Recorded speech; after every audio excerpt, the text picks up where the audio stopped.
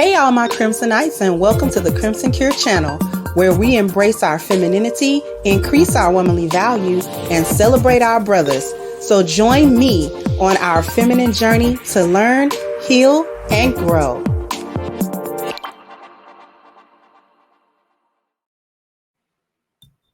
Hey there, my Crimsonites, and welcome to the Crimson Cure channel. I'm your hostess, femininity coach, and author of the Crimson Cure, and we got the Prince of Pan-Africanism, y'all, and he goes in on Jada. Now, it's a little bit of language, but not too much. You know, he don't do too much with the language. But listen, he went in. He had a point, though. He had a point. He actually had a couple of points, and we're going to listen to him make them hilariously, I might add. So here we go. Turning around telling the world that Chris Rock wanted to clap your flat ass cheeks. First of all, Jada, no disrespect, because you're a beautiful woman in the face. But you ain't got no body. You ain't 5'5", thick in the thighs by no stretch of any man's imagination. Now, if Chris Rock told you he wanted to clap your cheeks as a get back and Chris Rock, you was out of line for doing that, but I can understand Will Smith embarrassed you, so you want to get him back by clapping his wife's cheeks. I understand. But Jada, what did you do in response to Chris Rock asking to clap your cheeks? Why did Chris Rock feel so comfortable to ask you if he could clap your cheeks? See, when a woman comes to you, black fellas, I hope my brothers is listening to me. I help my brother. I hope all my African alpha males, I want all my unapologetically African alpha males to listen to your big brother, Dr. Umar, right now. I want all of my anti-snow bunny, unapologetically African alpha males. I want you to check into your big brother, Notorious RBG, one time. If your woman ever come home saying that a man solicited sex from her in a very private manner, not vulgar, not boisterous, not out loud, not disrespectful. If a man pulled your woman to the side and solicited sex from your woman, you got to be a little suspicious. If a man pulls your woman to the side and solicits sex from your queen, you got to be a little suspicious. If a man pulled your wife to the side and solicited sexual relations with your woman, you got to be a little suspicious. What did she do to make him so comfortable, feeling like he can make it advance? Now you turning around telling the world that Chris Rock wanted to. But where did he lie, though? Is my question. I don't agree with him when he give black women a pass and he don't hold them accountable and things of that nature. Like, I don't be agreeing when he do stuff like that. But every once and again, he come through with a point that I can agree with. And in this particular case, I agree with him on that point. First of all, Jada's being extra messy and she's going around lying on everybody. She lying on everybody out here. Okay. So she did come out and say that Chris Rock called her specifically to ask if, you know, they could date or go out or whatever. Good clap cheeks. Now, the only part I think he's a little mixed up on is this was prior to, supposedly, this is prior to the slap, supposedly. And it's a big air quote on that, on everything Jada say, because Jada's a liar. And, you know, she'll embellish something, even if it was a little part true, she'll embellish it, she'll turn it around, that kind of thing. But let's just say it went the way she said it went. He got a point. Why would Chris Rock call her and feel so inclined to ask her immediate, even if he did think that her and Will were getting a divorce? Why would that be your first go-to, to call her to see if y'all can clap cheeks or not? So she's either lying about it, which I think she is, or you made Chris feel comfortable in that space. And Umar had a point. listen, if you are a woman, no man should be just soliciting sex from you in a private manner. And when I know what he mean when he say private, because it's like if it's out loud, like being catcalled or something, you can't help that. People, you can't control what people do.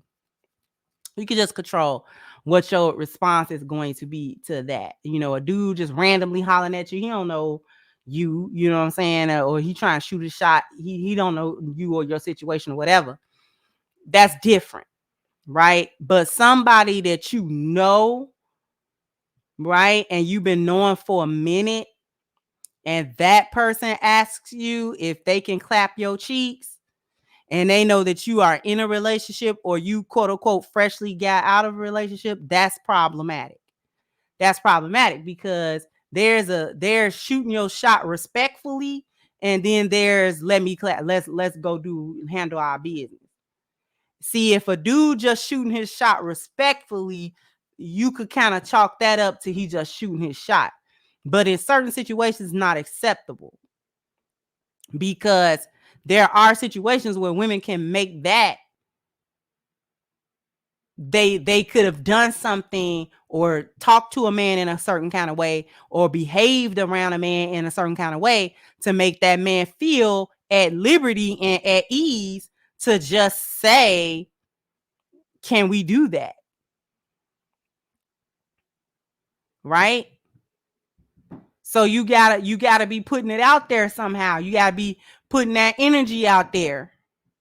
Because I guarantee you, in a former marriage, nor my current one, none of my husband's friends, past or present, was ever comfortable, ever.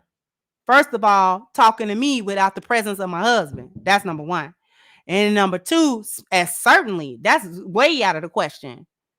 Trying to have a private conversation, trying to shoot a shot, and that was not even, that was unheard of. That was not even on the table. That was not even in the universe. That wasn't even in the atmosphere at all. And the main reason why that wasn't in the atmosphere is because I did not put that energy into it. I never put that energy, like, you know what I'm saying? You could come behind my husband back and you can kind of talk to me a little bit. You know how women put that energy out there, that whole energy. And it don't matter if she married or not. It don't matter if she got a man or not. If she got whole energy, me ain't gonna try to shoot their shot too. Because they feel like she'll let me do that. She'll let me do that. Because she got that energy. So I can come at her in that way. Right? And she's not likely to tell her man, because if she tell one side, she had to tell the other, or it looks suspicious. Because why would I say that? Why would I do that if I didn't feel comfortable to have certain kind of conversations with her and say certain things to her? So did she put that energy out there? Did she let me know some type of way that I could do that was something that could possibly be? Right? So we already know she's a cheater. So it's not unreasonable that she be throwing that whole energy out there and throwing a whole bunch of other stuff out there, because she's a cheater. She cheated openly. Then try to cover it up. We had an open relationship. First, it was an open relationship. Then it was we not together. I guarantee you that was the first that Will had heard of not being together since 2016. I don't believe that at all. That is a lie. That is a lie. Because I heard that it's her brother, I think it is, that has been estranged from his wife for years. And see, narcs will do that too. They'll take other people's story and then they'll twist it to make it their story. They live vicariously through other people. I don't know how that serves them, but they do it constantly to make themselves, I guess, to make themselves more interesting or whatever, because they're not interesting. They're charming at times when they want to be, but they're not interesting. Right? So he had a really good plan. I'm going to have to agree with Brother Umar on this. It seems like a lot of people are coming out and basically roasting her and giving her a public side eye, not only for her trying to embarrass Will Smith, but also she's embarrassing herself. And I feel like, that's a little bit of karma, because she out here trying to make Will look stupid, but she really making herself look stupid. And I don't think she gets how the public sees her. The public does not see her as a victim at all. We see her collectively as the manipulator. We see her as the villain in the story, not the victim. She's not a sympathetic character in this story. She thinks she is, but she's not. She's not at all. People kind of see her the same way, kind of manipulative, like a manipulative little bald head witch. That's how we see her. Caillou is bad. Okay, Caillou is bad. Caillou has always been bad. Okay, Caillou and that big cue ball head has always been bad, and he being bad right now. So we see that. I think Will has responded to a certain degree. Sound like a cry for help to me, but in any case, he's not really giving it a whole lot of energy. Hopefully he's coming to the end of his rope with her, and his sight is clearing about who she really is versus who he thinks she is, or who he hoped she would be.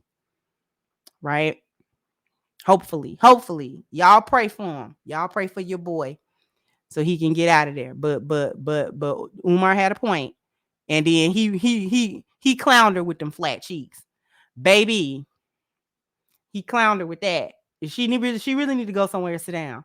But anyway, I just wanted to point that out. Jump down in the comment section. Let me know what you think. Like, share, subscribe to the channel if you have not. Once again, I'm your hostess, The Crimson Cure, and this was my perspective. Bye-bye, Crimsonites.